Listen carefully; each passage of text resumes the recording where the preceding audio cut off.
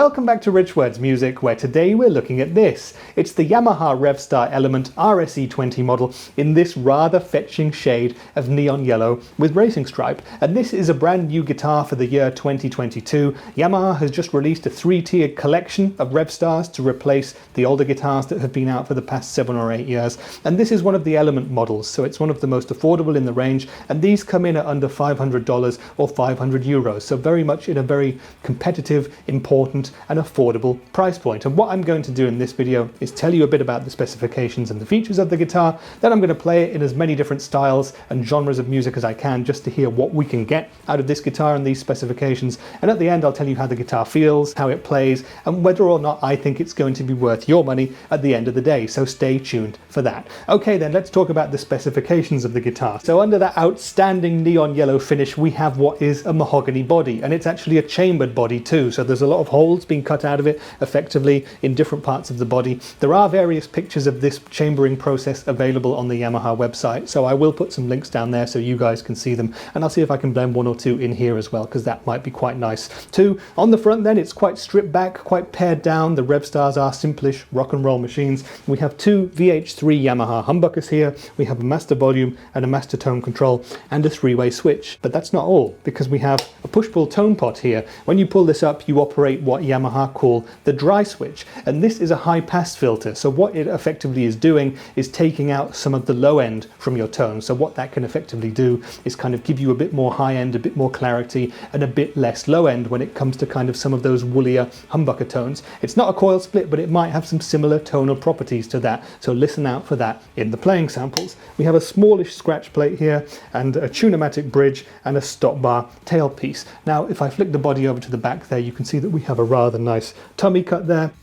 And we have a nice neck to body transition where you've got very easy access all the way up to the upper frets here. And moving up to the neck then, we have a 22 fret rosewood fingerboard. That's nice, rosewood, I like it at any price, especially a lower price like this. The 22 frets are jumbo. We've got a plastic nut up here. The scale length is 24 3/4 inches and the fretboard radius is 12 inches, so fairly flat, should be good for all of you shredders out there. Now the neck itself is actually satin finished. The rest of the guitar's body is high gloss, but I'm really happy to have a satin finished neck because I find that much slinkier, much easier to get my hand up and down. And the shape and profile of the neck itself is what Yamaha are calling a C. I can confirm that having put my hands on it, and I'd say it's about medium in terms of thickness, tending towards the slightly chunky. Finally then, looking up at the headstock there, we've got this rather elegant Yamaha Revstar headstock shape, which I really like, and over at the back there, 6 Yamaha own brand tuners. So that is the Revstar Element RSE20 model then, and what we're going to do now is play it in a variety of different styles. So my rig for today is going to be my Hughes & Kettner Black Spirit 200 head, and we'll start on the amps clean channel. We'll play some poppy stuff, some folky stuff, and some indie stuff as well. Then what I'm going to do is go to the amps crunch channel. We'll do a bit of classic rock stuff in the vein of AC/DC, Airbourne, that kind of thing. Then we'll go back to the clean channel and I'll turn on my Greta Lightspeed organic overdrive pedal just for some nice indie rock tones, because I'm a huge fan of indie rock and I feel this kind of guitar is very well formatted to play that kind of music. After that we'll do some slightly heavier stuff. We'll go up to the amps lead channel and we'll do some harder rock, some progressive rock and some punk as well. And at the end, back to the amps clean channel again, and we'll turn on my Rev G3 distortion pedal, tune the Revstar down to drop D and see if it can chug and do a bit of metal as well then. So enough talk, let's play the Revstar Element RSE20 in neon yellow now, and we'll speak in more detail about it afterwards.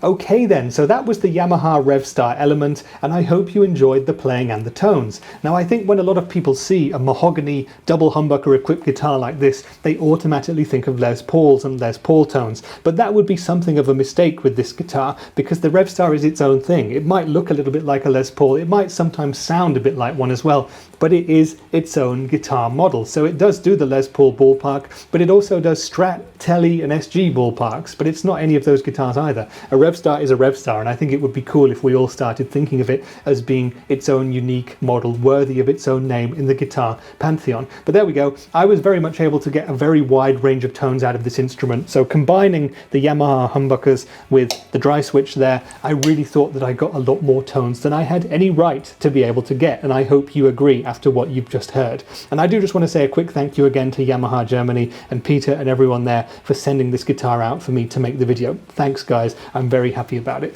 So let me tell you about my first impressions when I first got this guitar and opened the box. Well, the very first thing of course was the fact that, oh my lord, it is yellow. This thing is bright. It is almost glow in the dark neon yellow. But once my eyes had recovered, I actually started to love the finish. Now this guitar is actually the polar opposite of all my other guitars. Most of them happen to be a boring shade of blue, and this just is standing out like a sore thumb in my guitar room here, but I've really come to love that colour. There are other colours available as well for the Yamaha Element Revstars. There's a blue, there's a red, and there's a vintage white. Check them out on the Yamaha site if you want something a little bit less of an eyesore.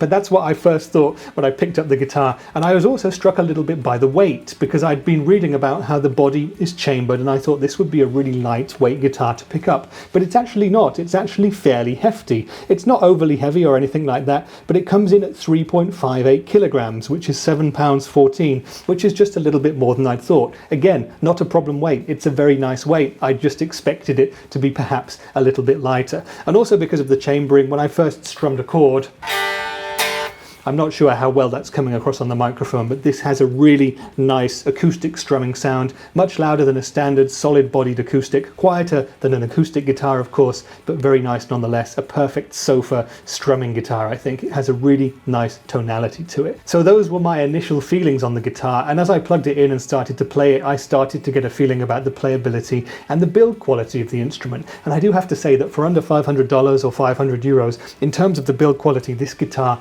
is really really, really good. I can't find anything wrong with it whatsoever, and I think that is also something that I have come to expect with builders like Yamaha and also Ibanez, maybe the Japanese builders. They're not perhaps known for making the most exciting instruments ever, which I think is very much an unfair reputation that they have, but what they are almost certainly known for is stuffing in as much amazing specification as they can at a certain price point. So with this guitar, we might have a lot of Yamaha stuff on it, but it's all really, really good. And I'll come to the sounds in a bit, but the Yamaha humbuckers and the dry switch were great. I had no problems in terms of the build quality, getting the knobs or the switches to work. Everything was totally fine, no crackles, no humming, nothing of the sort. When it came to the neck as well, the frets have been done really well. They're nicely smooth at the edges. I think they've been crowned well. The setup is good. The action and the intonation are totally fine. And the Yamaha tuners up here at the headstock do their job just fine. So in terms of build quality, absolutely top marks in terms of the price point. Of course, you could make this guitar 5% better in the playability stakes by giving it a setup, but that's the same of any new guitar, isn't it? And so in terms of the playability then, I find this neck to be very, very comfortable.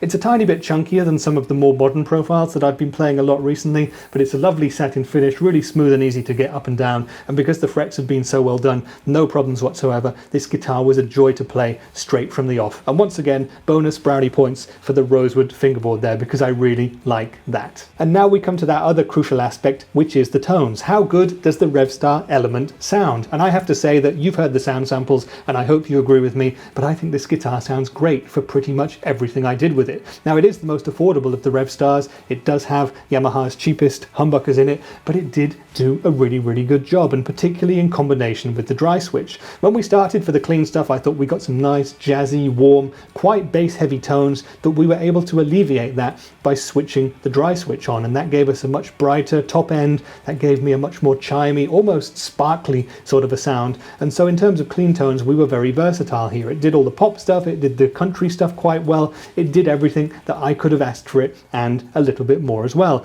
When we went up into the crunch territory and did the classic rock and the indie rock as well, I thought, again, this is kind of where this guitar is at home for me. It has a really nice aggressive mid-range push, and I think, you know, a Les Paul mahogany style guitar with a chambered body is going to give you a mid-push anyway, but you got that in spades from the Revstar here. Again, I found myself wanting to leave the dry switch on most of the time because I just felt that it gave me a little bit more top end and a little bit more clarity in my tone, and that's something that I personally tend to like. And I do play a lot more single coils than humbuckers when I'm here at home, and so I think in that regard it worked a little better for me with the dry switch. When we got up to the lead channel of the amp and we really pushed the humbuckers to do some of the harder rock and the progressive rock stuff, I really found that these Yamaha humbuckers did a great job. They just sound fat and thick and rich and modern and aggressive. I really think they're quite a high output beast, and they always wanted to go a little bit more than how I was pushing them. So they're quite hot humbuckers and they work really well for that kind of thing. When I turned on the dry switch and got a little bit more top end,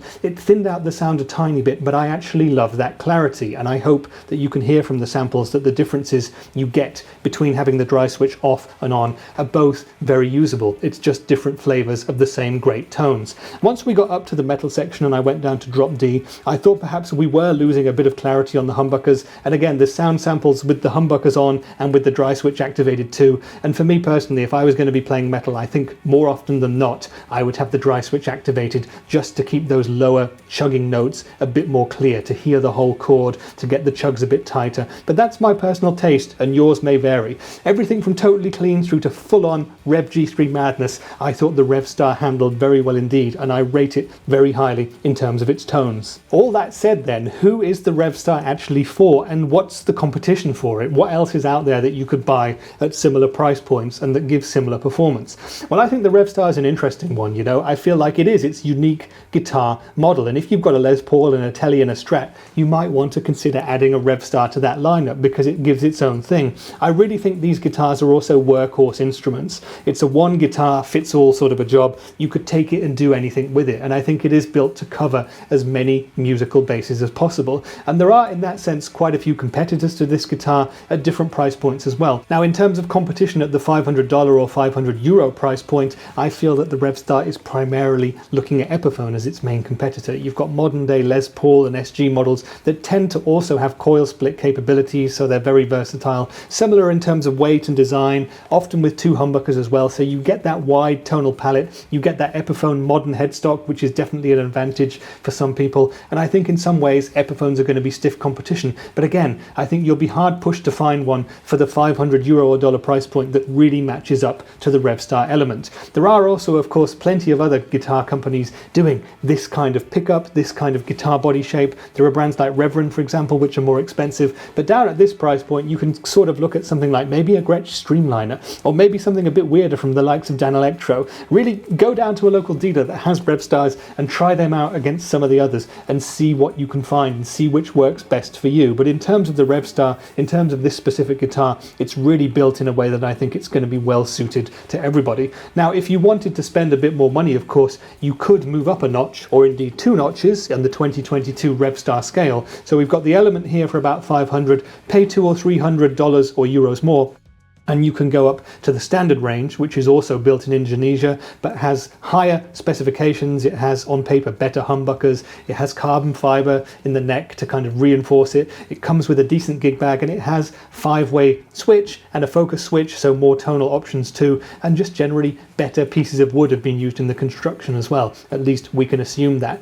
Pay a little bit over $1,000 and you can go up to the Japan-made professional range of the Revstar, and then you're getting even higher quality specs on paper anyway, and I'm sure that those play and perform at least somewhat better than the €500 versions, or at least you would expect that anyway, wouldn't you? Because if there wasn't a difference, what would be the point? Of course, once you go up in those different price categories, you get many different competitors from different other brands, but in terms of Revstar, that's what we've got here. And so overall then, I have to say that I've been really, really impressed with the Revstar Element. It's a great guitar in my opinion, and not just for the money. In my opinion, this is a great guitar full stop. And if you consider that this specific model costs under $500 or euros, the build quality and the playability that you get for this price, the Yamaha hardware, the Yamaha pickups, the tonal versatility, and that lovely, lovely dry switch, which I'm appreciating more and more every time I turn it on, this guitar is simply great value for money. And if you're looking for a workhorse, or just something a little bit different to your standard Les Paul, Strat, Tele, or SG or whatever, give the Revstar a try the next time you go down to your local guitar store